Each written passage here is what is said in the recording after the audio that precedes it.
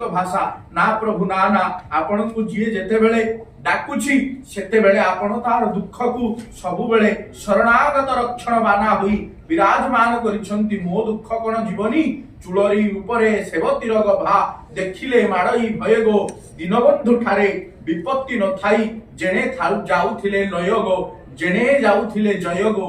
आपणकर पाखरे लय लगैले सबुठी जय होइथा भगत भावरु प्रसन्न हेबारु भाव विनोदिया जेणु बलराम दास अर्णन मागई मागई चरण रेणु।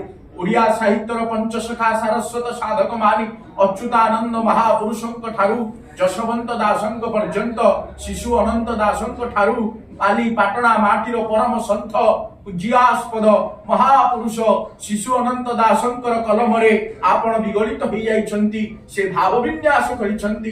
कहतु अति बड़ी जगन्नाथ दासंकर कथा समस्ते एही लीला माटी रे प्रकाश